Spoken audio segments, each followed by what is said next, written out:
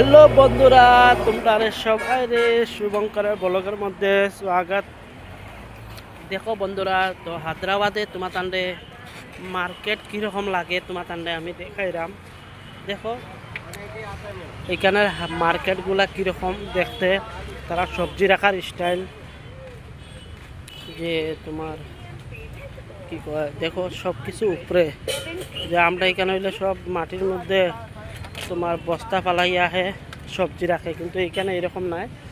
এখানে তোমার সব কিছু উপরে লোহার একটা জালির মধ্যে উপরে সব কিছু মানে সবজি তারা ডিজাইনিং করে রাখে। এখানে মার্কেট দেখো, আজকে হচ্ছে সানডের মার্কেট। তো এটা হচ্ছে তোমার হাইটেক সিটির থেকে একটু বহুত দূরে। এটা হচ্ছে তোমার জায়গার নাম হচ্ছে মণিকন্ডা মানে জায়গাটার নাম। তো এখানের মার্কেটটা কীরকম তোমরা দেখতেই পারবা, কিন্তু বহুত একটা মজা লাগছে। এখানে সব উপরে গাছ আছে, বড় বড় গাছ, সেবার মধ্যে মার্কেটটা লাগছে। মানুষেও বহুত আরামে মার্কেট করতে পারবো। দেখো ওই এখানে নেম্বু রাখছে, লেবু রাখছে, পাতাকপি দেখো এখানের মার্কেটগুলা মানে দেখতে মজাই লাগে। সব কিছু উপরে তুমি মাটির মধ্যে বইয়া মার্কেট করা লাগতো না, সব কিছু উবাই তুমি সবজি লইতে পারবা। এখানে দেখো আদা সাদা সবজি, এই দেখো এখানে হচ্ছে ফলর মার্কেট। তো আমি এইদিকে থেকে মানে যাইতে আসলাম, তো কইলাম একটা ভিডিও বানাই তোমার তান্ডে দেখাইমু।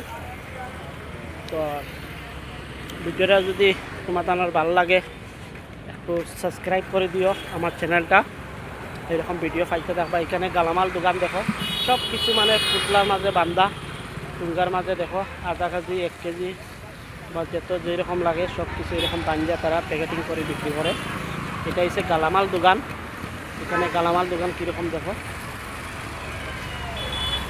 এই দেখো চাচা একজনে খোলা লইয়া বইছেন, কিন্তু বহুত মিষ্টি হইব খোলাটা দেখিয়া।